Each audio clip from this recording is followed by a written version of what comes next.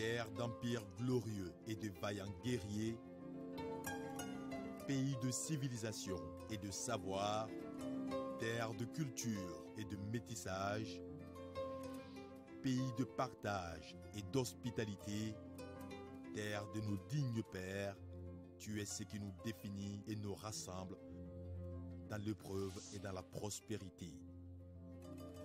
Comme un seul homme et pour un seul destin, nous ferons de toi, Mali, une terre de paix.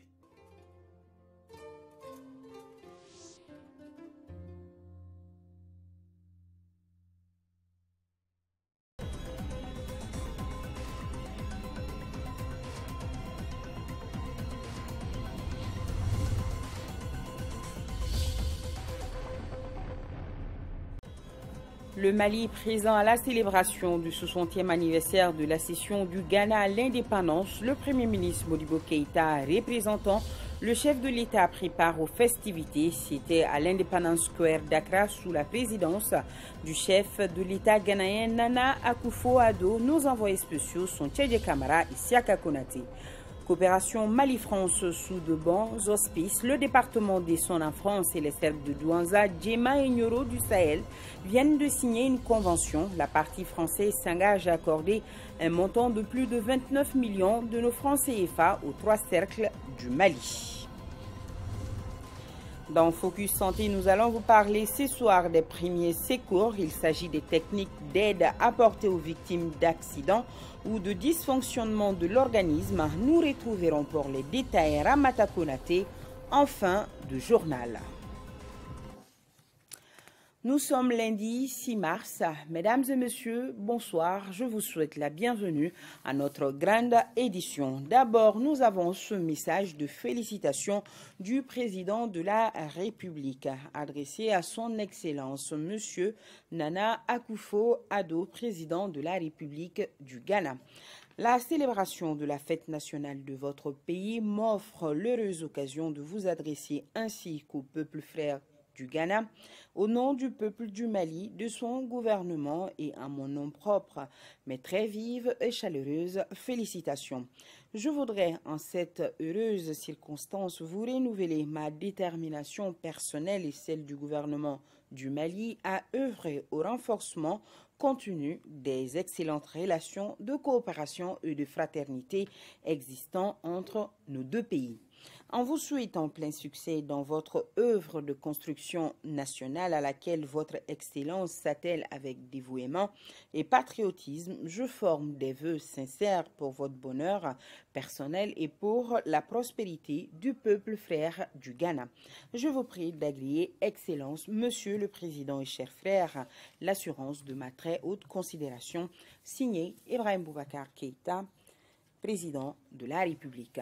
Direction donc le Ghana qui a célébré aujourd'hui le 60e anniversaire de son accession à l'indépendance. À cette occasion, un imposant défilé civil et militaire a été organisé sur l'Independence Square d'Accra sous la présidence du chef de l'État ghanéen Nana Akufo-Addo, en présence de nombreux invités, dont le Premier ministre Modibo Keïta, qui représentait le président de la République. Nos envoyés spéciaux sont Tchèdje Camara et Siaka Konaté. À son arrivée à l'aéroport international d'Accra, le Premier ministre chef du gouvernement Modibo Keïta a été accueilli par le ministre ghanéen de la Défense.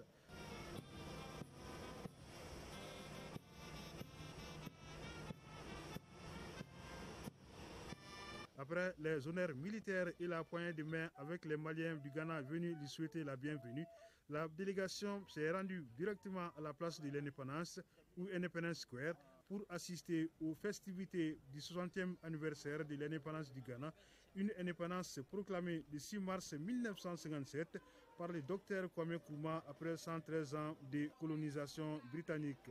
Le nouveau président ghanéen Nana Akufo-Addo, investi le 7 janvier dernier, a placé cet anniversaire sous le signe de la mobilisation pour l'avenir du Ghana, appelant tous ses compatriotes à s'investir pour le développement et la prospérité de leur pays qui connaît présentement une situation économique difficile. Pour ce défilé, le chef de l'État ghanéen avait à ses côtés ses homologues du Togo Faure Gnassingbé, du Zimbabwe Robert Mugabe, ainsi que le Premier ministre Modibo Keïta représentant du président de la République. La présence de la délégation malienne se justifie par les bons rapports entre les deux pays et l'exemplarité de la démocratie ghanéenne. Pour qui connaît l'histoire de notre sous-région, l'histoire de l'Afrique, eh bien, on sait que le Ghana et le Mali ont entretenu des relations très solides, très étroites, au plan politique, dans les premières années de l'indépendance, au plan économique et au plan culturel. Alors, notre présence ici s'imposait en reconnaissance du rôle que joue le Ghana dans la sous-région africaine, dans le monde, en raison même de l'exemple que ce pays vient de donner en matière de démocratie et en matière également de développement économique. Nous avons donc tenu à être là pour témoigner notre amitié et notre solidarité au peuple frère du Ghana. Ce fut un immense plaisir pour nous et un grand honneur aussi. Après la revue des troupes et les tours d'honneur, le président Nana Akufo-Addo a allumé la flamme nationale et la torche des 60 ans d'indépendance du Ghana, donnant ainsi le coup d'envoi du défilé civil et militaire, défilé qui a vu la participation des élèves et étudiants, des femmes productrices et vendeuses de fruits et légumes, ainsi que des différents corps des forces armées et de sécurité ghanéennes. La conférence d'attente nationale s'approche à pas de géant ici au Mali. Le président de la commission d'organisation de la dite conférence continue ses prises de contact. Baba Akib Aïdara a reçu en audience aujourd'hui les représentants du Conseil national de la jeunesse du Mali. Nous, Sissoko, était présents.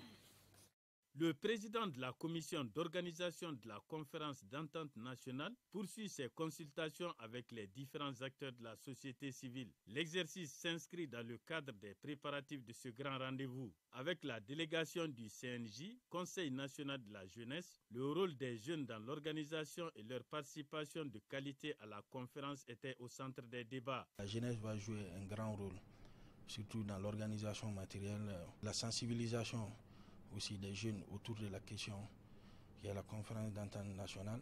Il s'agit vraiment d'informer et sensibiliser la jeunesse malienne. Il faut vraiment une prise de conscience au niveau de la jeunesse, que la jeunesse ne soit pas vraiment manipulée et la jeunesse aussi doit comprendre que la conférence d'entente nationale, c'est pour vraiment amener aussi la cohésion et la quiétude dans notre pays. Cette conférence d'entente nationale doit aussi permettre à la jeunesse malienne d'attirer l'attention de l'opinion publique et des décideurs sur certaines préoccupations. Ces préoccupations, logiquement, il y a l'emploi des jeunes, l'éducation et la formation des jeunes. Le Conseil national de la jeunesse se dit déterminé à jouer le rôle qui lui revient pour la réussite de la conférence d'entente nationale. Et nous avons ces communiqués. Le président de l'Assemblée nationale, l'honorable Issaka Sidibé, a appris avec tristesse et amertume le raid meurtrier, lâche et aveugle perpétré ce dimanche 5 mars 2017 contre une position des forces armées maliennes dans la localité de Boulkessi, commune rurale de Mondoro, dans le cercle de Bankas. Et en fait, plus d'une dizaine de tués parmi les militaires maliens, dont 2 officiers. En cette douloureuse circonstance, le président de l'Assemblée nationale, au nom de la représentation nationale, condamna avec la dernière rigueur cet acte terroriste et barbare. Il présente ses condoléances les plus émues au peuple malien tout entier ainsi qu'aux familles de ces victimes innocentes. Le Parlement malien apporte son soutien indéfectible au gouvernement et à l'armée malienne dans toutes leurs initiatives visant à instaurer un climat de paix et de sécurité sur toute l'étendue du territoire national.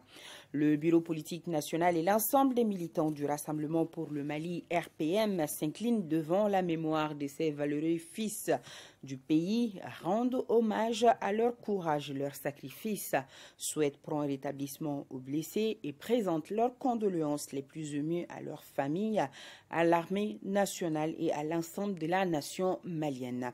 Le Rassemblement pour le Mali RPM condamne fermement ces attaques répétitives dont le seul but est de faire échec au processus de paix dont les récents progrès ont été salués par tous. Le Rassemblement pour le Mali, RPM, engage et encourage le gouvernement à poursuivre ses efforts en liaison avec les forces alliées de notre pays afin d'enrayer la recrudescence des attaques terroristes. Le Rassemblement pour le Mali lance un vibrant appel à toutes les filles et à tous les fils du pays dans un vaste élan de solidarité envers nos forces armées de sécurité et une union sacrée autour de la nation. Unie et solidaire, la paix triomphera. Et la convention de la majorité présidentielle, CMP, a appris avec gravité l'attaque perfide contre les forces armées maliennes à Boulkissi, à la frontière entre le Mali et le Burkina Faso. La CMP regrette le bilan de 11 militaires tués et 4 blessés tombés au nom de la défense de la patrie, de la liberté pour la paix et la stabilité au Sahel. Elle s'incline devant la mémoire des victimes et souhaite prompt rétablissement aux blessés et présente ses condoléances les plus attristées aux familles et à la nation éprouvée. La CMP encourage les États du Sahel à plus de collaboration dans la lutte contre le terrorisme sous toutes ses formes. La CMP exhorte tous les démocrates convaincus à l'Union républicaine pour la liberté et la solidarité à l'endroit des populations touchées par ces tragédies. Elle réaffirme son soutien au président de la République, au Premier ministre et à son gouvernement, ainsi qu'aux forces armées et de sécurité du Mali et aux amis et partenaires du Mali dans leur mission combien noble de sécurisation du territoire national. Le mouvement patriotique pour le Mali, Réseau Andi Action, Développement et Perspectives et les atterrés ont appris avec stupéfaction la terrible tragédie que les forces armées maliennes ont subie à Boulkissi, dans la région de Mopti, le 5 mars 2017, à 3 heures du matin, faisant de lourdes pertes en vies humaines, de nombreux blessés et des dégâts matériels. À cette douloureuse circonstance, ils présentent leurs condoléances les plus émues au gouvernement, au peuple malien et aux familles éplorées et souhaitent prompt rétablissement aux blessés. Tout en souhaitant prompt rétablissement aux blessés, le Sénat Fassouéré adresse ses condoléances les plus émues aux familles des victimes ainsi qu'à l'ensemble des forces armées de sécurité de notre pays. Le Bureau politique national de la Sénat Fassouéré demande à nouveau au pouvoir public de renforcer l'arsenal sécuritaire et juridique contre l'apologie du terrorisme et la rébellion armée afin de mettre en échec les manœuvres criminelles de la nébuleuse de terroristes, de bandes séparatistes et autres narcotrafiquants écumant de nombreuses zones du Mali et n'épargnant pas les pays voisins. Le collectif des associations musulmanes du Mali présente ses sincères condoléances, ses compassions et sa solidarité. Par la même occasion, souhaite prompt rétablissement aux blessés dont certains porteront à vie les stigmates de cette barbarie aveugle dont l'unique dessein est de saboter la quiétude et la stabilité de notre cher Mali. Il condamne avec fermeté les auteurs et commanditaires de ces attentats qui doivent être recherchés, arrêtés et punis par la justice des hommes. Et enfin, le Conseil national de la société civile du Mali constate avec regret, consternation et indignation l'attaque perpétrée contre les forces armées de sécurité à Boulkissi dans la commune de Mandoro, cercle de Bankas. À cet effet, le Conseil national de la société civile présente en cette circonstance douloureuse aux familles endeuillées ses condoléances les plus attristées et souhaite aux blessés un prompt rétablissement. Nous poursuivons donc ce journal. Le ministre de l'Énergie et de l'Eau, Malika Lousseini, en visite dans le village de Fana, dans la commune rurale de Touna. Le village a bénéficié d'un projet d'électrification rurale solaire financé par le gouvernement malien. La visite rentre dans le cadre de la tournée du ministre dans les régions de Sikasso et de Ségou. Le compte-rendu de nos envoyés spéciaux à Fana, Adama Kamara et Salimata Dao. Il est 18h passé de 50 minutes quand nous arrivons à Fana, dans la commune rurale de Touna. Le ministre et sa délégation sont accueillis en triomphe. 10 minutes plus tard, nous avons compris pourquoi les villageois étaient animés d'une si grande joie à l'arrivée des hôtes. 80 lampadaires solaires s'allument toutes, les unes après les autres. Cela fait 8 jours que le village n'est plus dans l'obscurité. Le ministre Malika Lousseini a visité le village, guidé par les villageois, visiblement fiers de leur localité. Ça a changé beaucoup de choses. D'abord, pour les tout petits, les enfants, ça a animé les enfants, ça anime le village, d'accord. Ça pousse les femmes à faire le commerce même la nuit. Donc moi je pense que c'est un très grand facteur de développement. Les élèves sont très contents parce que la nuit on n'a pas besoin de torches ou bien de petites lampes pour étudier. C'est un vaste programme initié par le gouvernement du Mali à travers l'AR. C'est une première phase du grand projet de 36 123 lampadaires. La phase 1 coûte 2,2 milliards qui a presque terminé et le reste va continuer. Le projet d'électrification concerne tout le Mali, mais pour cette première phase, seulement les régions de Ségou et Mopti sont prises en compte. Dans les titres, on vous le disait tout à l'heure, le département d'Essonne en France et les cercles de Douanza, Djema et Nioro du Sahel redynamisent leur coopération. Ceci à travers la signature d'une convention.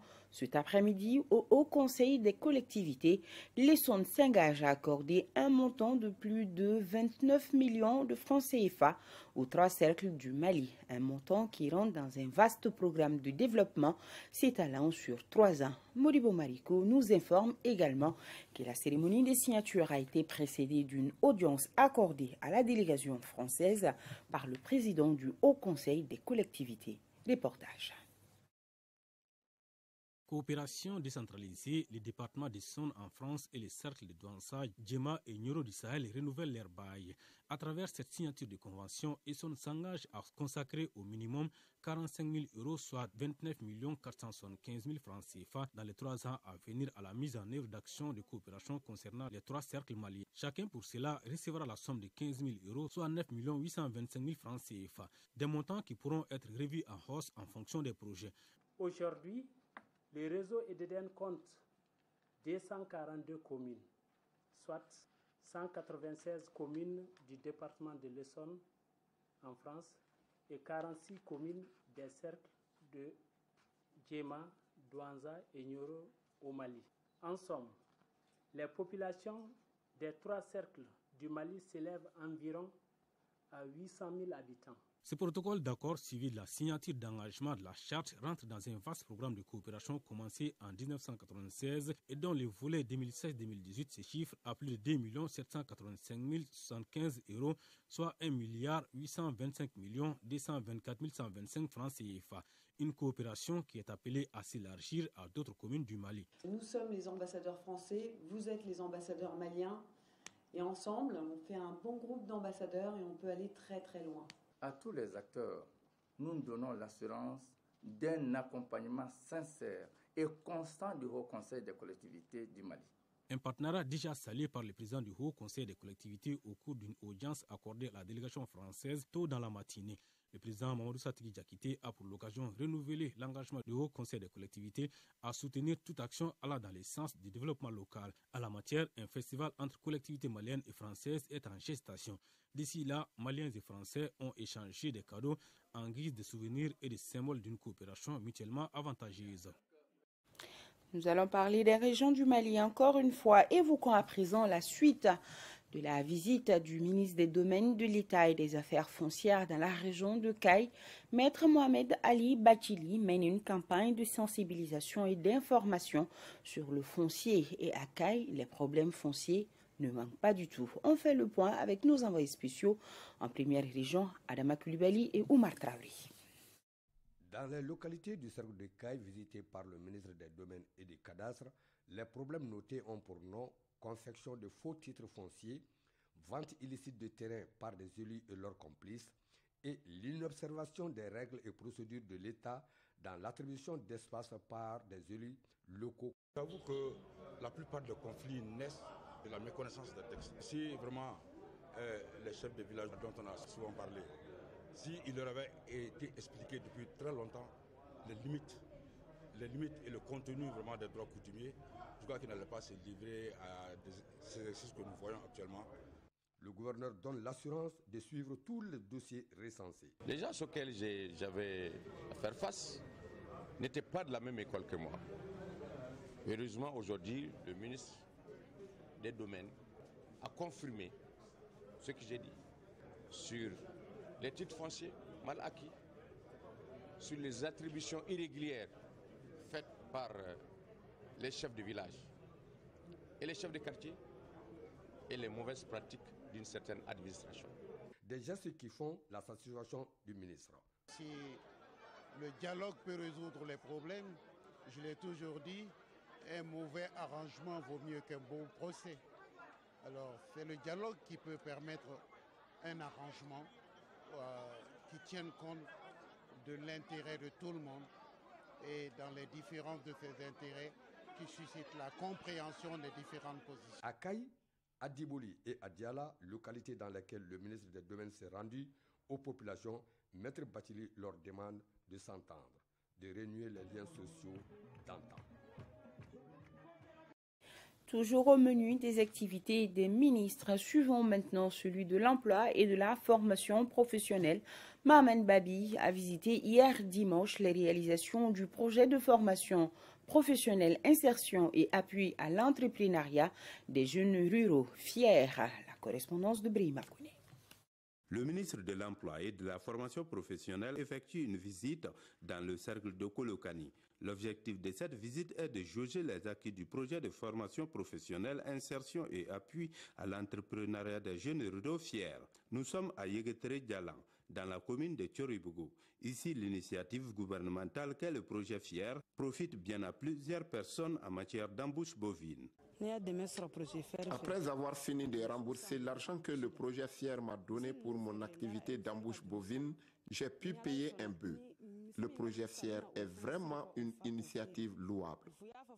Le projet FIER se veut un pourvoyeur d'emploi en ce sens qu'il a permis à certaines jeunes femmes, hommes de 15 à 40 ans de mener des activités génératrices de revenus. Avec les bénéfices générés, qu'elles continuent à mener leur activité comme il se doit et puis que leur famille vraiment puisse en bénéficier aussi.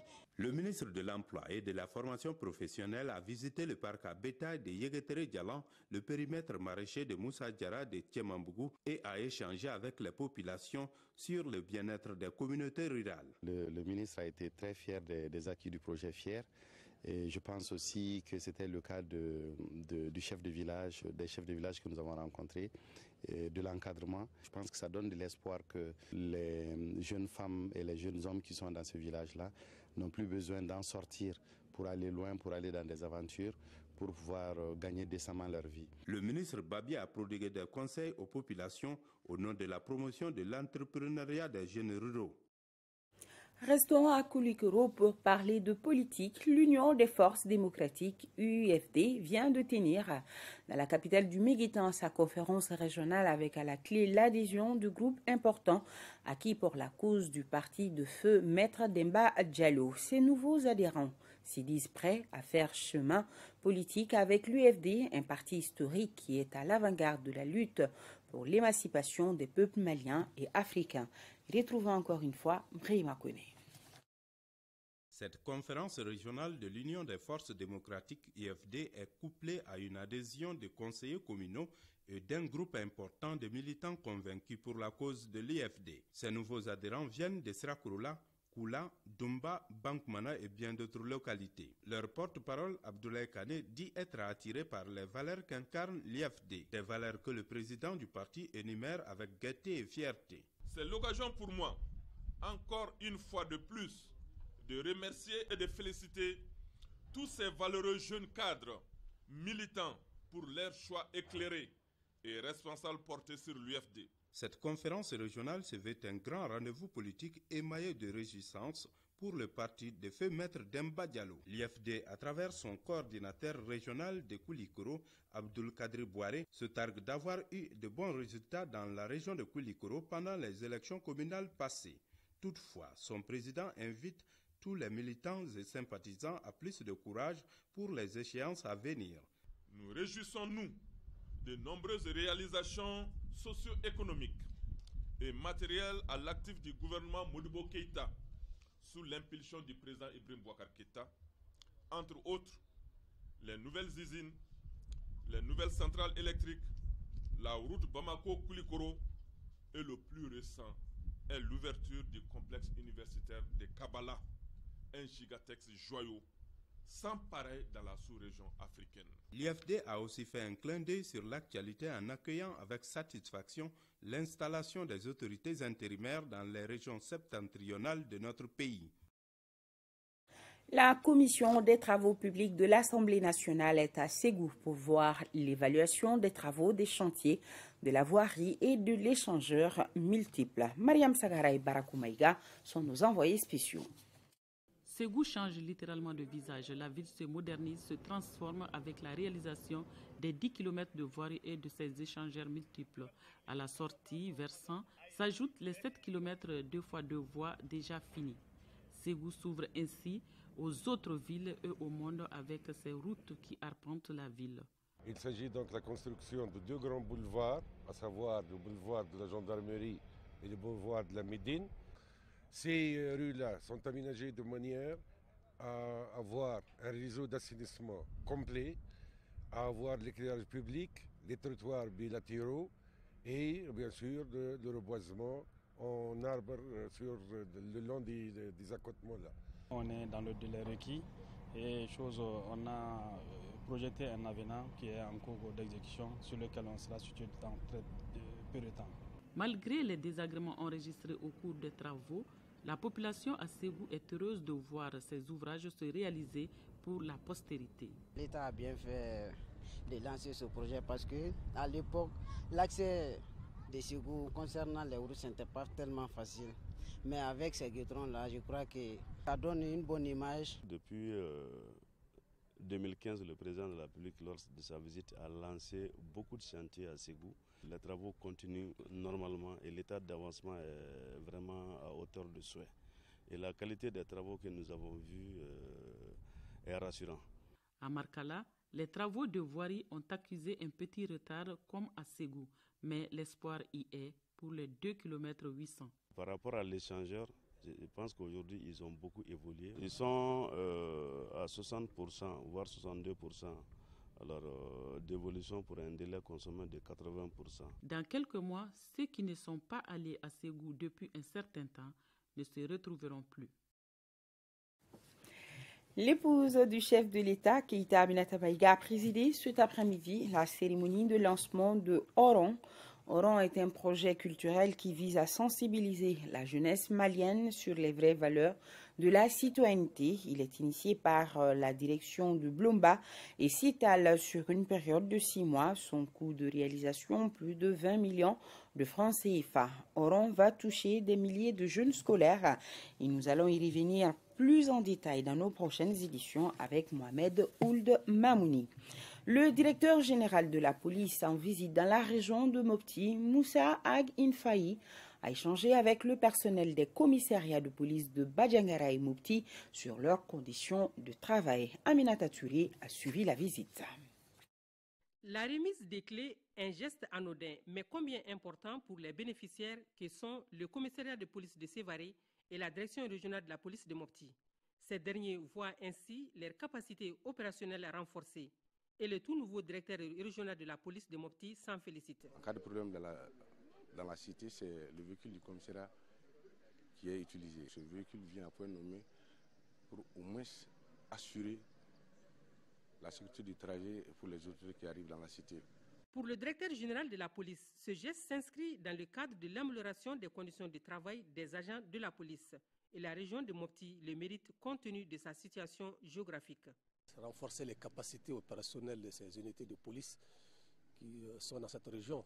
Vous savez que cette région elle est en prise à l'insécurité. Nous sommes conscients de la situation du moment. C'est pourquoi nous venons constater de visu ce travail et encourager aussi le personnel qui est sur le terrain. Nous demandons aux forces de sécurité de renforcer la vigilance, d'être plus professionnels et d'être aussi respectueux des droits humains. Et Moussa Ag Infayi d'exhorter les populations de Mopti à collaborer davantage avec la police afin qu'elle puisse accomplir au mieux sa mission de sécurité des personnes et de leurs biens. Un tour à présent à Paris, en France, au Salon de l'Agriculture, où notre envoyé spécial Siratigi Traoré nous précise que culture et agriculture font souvent bon ménage. Oui, en effet, L'ambassadeur délégué du Mali auprès de l'UNESCO a été l'hôte des stands d'exposition du Mali au salon. Il s'est dit émerveillé au terme de sa visite et il a souhaité que l'accent soit surtout mis sur la transformation locale de nos produits agricoles et la formation. On l'écoute au micro de nos envoyés spéciaux. J'ai vu que les femmes étaient vraiment là et dans l'agrobusiness et c'est ça l'avenir du Mali. Demain, on a besoin de transformation, on a besoin de formation et surtout les femmes sont très très braves au Mali. Il faut développer la culture entrepreneuriale. C'est quand même très important.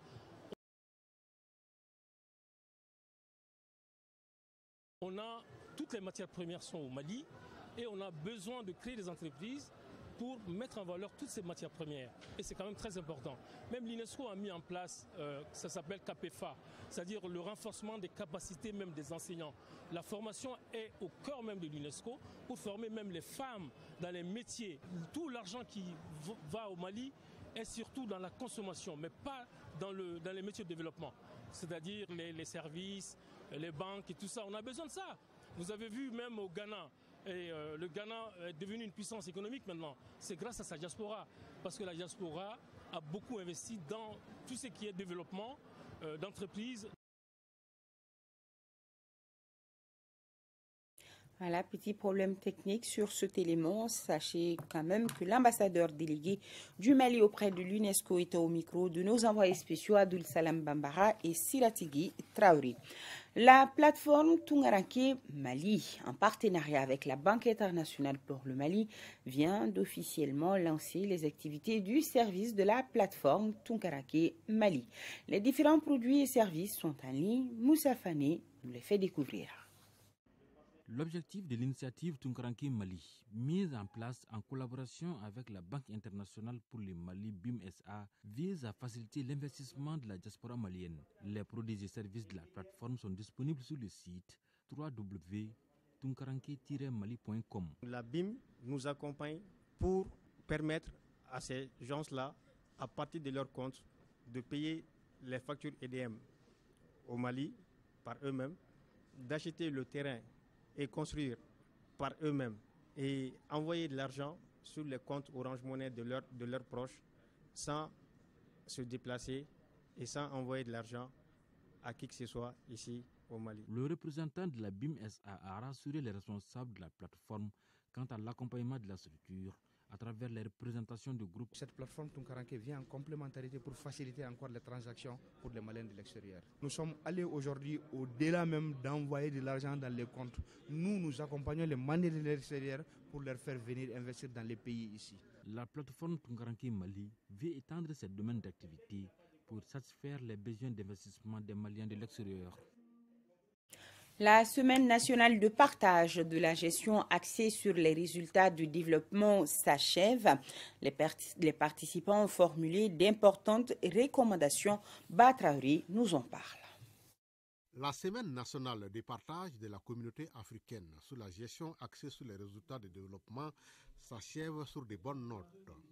Les participants qui ont échangé 3 jours durant sur des thèmes majeurs comme le leadership pour les résultats, la planification des interventions de développement et la budgétisation ont formulé d'importantes recommandations. Il est capital que nous ayons des ressources humaines compétentes, disponibles, bien formées. Une des recommandations aussi importantes, c'est de diffuser et de faire savoir les connaissances qui ont été accumulées en matière de gestion axée sur les résultats de développement. Une autre recommandation clé, c'est de renforcer les capacités de leadership, les capacités de planification, les capacités de budgétisation, de suivi et évaluation pour permettre à l'ensemble des acteurs d'être en situation de bien accomplir leur mission. Les participants sous-régionaux apprécient la qualité des travaux de Bamako. Nos administrations pendant longtemps ont été axées sur une gestion des procédures et on ne se souciait pas des résultats. Maintenant, ce nouveau paradigme permet justement de passer d'une gestion de procédure à une gestion axée sur les résultats. La rencontre de Bamako a bénéficié de l'appui financier de la Banque africaine de développement.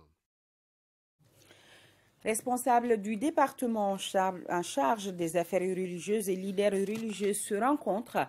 Au cours des échanges, les deux parties ont surtout mis l'accent sur l'état des lieux des préparatifs du Hajj 2017 et la création d'une direction nationale des affaires religieuses et du culte. Pour plus de précisions, écoutons Ahmed Mohamed Yeya, secrétaire général du ministère des Affaires religieuses et du culte, au micro de Sorona Kamisoko.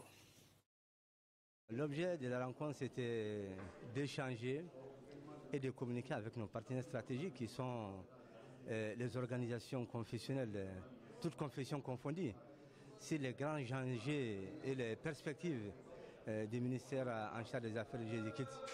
Il a été question de la création de la nouvelle direction des affaires religieuses et du culte, quelles sont ses missions, ses attributions et quelles sont les relations, l'implication des organisations confessionnelles dans le cadre de la mise en œuvre de cette nouvelle direction. Il a été question aussi de l'élaboration et de la mise en œuvre de la nouvelle stratégie du gouvernement en matière de lutte contre l'extrémisme violent et le terrorisme. On a échangé aussi par rapport au Hajj 2017, les innovations qui sont envisagées pour permettre aux pèlerins de faire leur pèlerinage dans les bonnes conditions. Ces innovations portent, comme vous le savez, sur le quota. Le quota du Mali a augmenté cette année. Ça a passé de 9 000 à 13 330. Il y a aussi le démarrage très tôt de la campagne. Il y a des mesures sécuritaires qui sont renforcées. Il y a des questions de commodité par rapport au transport, par rapport à l'hébergement, par rapport à la restauration, par rapport à l'encadrement pour les risques culturels. Donc toutes ces innovations vont permettre quand même aux pèlerins de faire leur pèlerinage dans de meilleures conditions.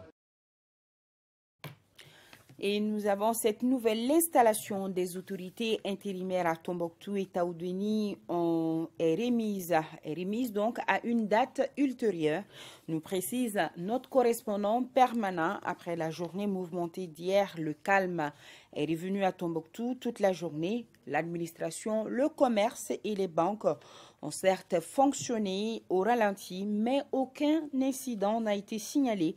Les populations vaquent à leurs occupations. Le Centre mondial des légumes et son partenaire l'USAID font cause commune pour lutter contre la pauvreté et la malnutrition des enfants et des femmes en âge de procréer en milieu rural. Daouda Diakité nous en dit plus. Mieux vaut voir une fois que d'entendre 1000 fois, dit-on, et c'est l'approche adoptée par le Centre mondial des légumes à VRDC et son partenaire USAID pour sensibiliser les communautés villageoises sur les biens fondés de la production et de la consommation des légumes comme moyen de lutte contre la malnutrition et la pauvreté. L'importance liée au développement des technologies, c'est que ça permet de renforcer la capacité des bénéficiaires, des populations, pour pouvoir réaliser des bonnes et grandes productions maraîchères et pouvoir assurer une bonne nutrition et puis dans un cadre sain. Sur le périmètre maraîcher de la coopérative Djekoulouba d'une superficie d'1,75 hectare, tenu par plus de 362 femmes, qui a constitué le centre d'intérêt de la journée porte ouverte, la centaine de participants a pu apprécier l'impact de l'adoption des technologies introduites par le centre. Lutter contre la malnutrition, je crois que c'est un credo de l'État du Mali. Les statistiques ont démontré que la région de Sikasso est la région la plus malnutrie. Et si je vois les communautés prendre leur destin en charge pour essayer de lutter contre la malnutrition, ça ne fait que c'est à encourager.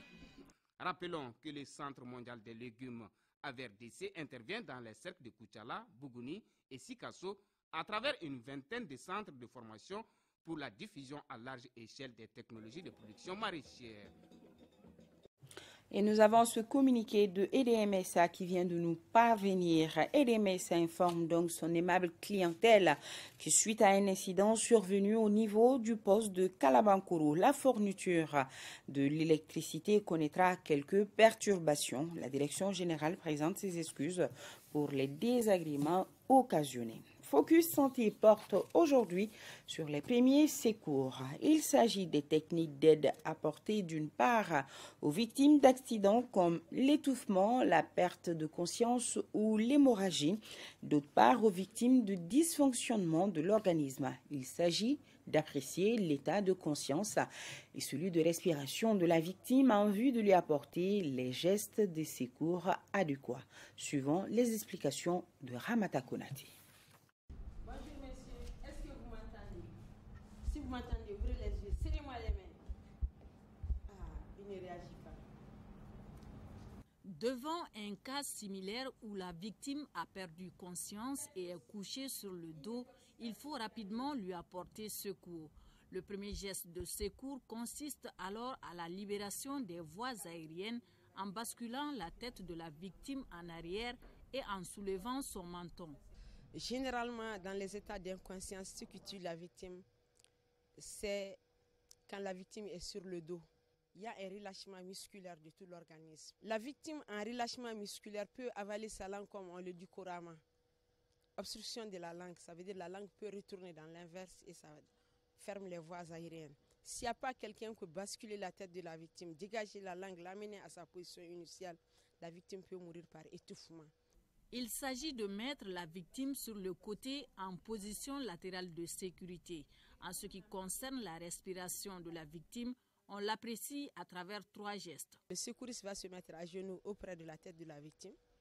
Avec la joue, il sent le flux d'air expiré par la victime. Avec l'oreille, vous approchez l'oreille au niveau de la tête pour écouter les bruits normaux ou anormaux de la respiration. Et avec les yeux, le secouriste regarde le mouvement de la poitrine et du ventre. Des fois, ça peut être tellement lent que l'appréciation n'est pas facile. Il faut le faire en 10 secondes. Il faut aussi desserrer tout ce qui est tenue vestimentaire, le col, la cravate, la jupe ou la ceinture de la victime. Les gestes de secours varient en fonction du type de danger dans lequel se trouve la victime. Devant un cas d'incendie, il urge de procéder à un dégagement de la victime du lieu de la catastrophe. Si la victime est hors du danger, on l'a dégagée d'urgence, on l'a fait sortir. Ce qu'on devrait faire sur la victime, si c'est un grand brûlé, c'est de penser à arroser la personne avec de l'eau à l'état naturel pour le refroidir rapidement. Pourquoi? C'est pour calmer la douleur, empêcher l'aggravation de la brûlure. Et après, s'il y a des habits qui sont collés à la peau de la victime, on ne doit pas les tirer parce que ce qui peut venir, c'est un saignement. Les habits qui sont non brûlés, il s'agit de les découper. Après, chercher un drap propre et envelopper la victime dans un linge propre, ça va soit un drap propre en coton, et le mettre dans une position allongée s'il est conscient. Et cette victime, on peut bien le faire boire si il est conscient. Parce que pourquoi quand vous le faites boire, c'est pour compenser les pertes d'eau et ça refroidit le corps de la victime. Outre ces gestes, la surveillance de la victime jusqu'à l'arrivée des services de secours spécialisés reste un élément important pour la survie de la victime. Ceci est valable pour tous les cas d'accident ou de dysfonctionnement de l'organisme, dont l'arrêt cardiaque. Et nous avons ce rectificatif. La plupart des communiqués à nous parvenus ce soir situent Boulkessi dans le cercle de Bankas. Eh bien, non, c'est plutôt dans le cercle de Douanza. Merci de votre compréhension. Fin de ce journal. Merci à toute l'équipe de réalisation et à la rédaction. Le JT des formations dans nos programmes avec Youssouf Djakité. Mais tout de suite, juste après moi, les nouvelles du temps avec Abibatou Djakité. Il risque de faire chaud. N'oubliez pas de donner à boire aux enfants. Demain, les éditions matinales seront une présentation de Aïssata Ibrahim Maïga. Et moi, je vous retrouve pour celle du soir. D'ici là, je vous souhaite une agréable soirée en compagnie de nos programmes. Merci à nos téléspectateurs de Boulkessi dans le cercle de Douanza. Bonsoir à tous.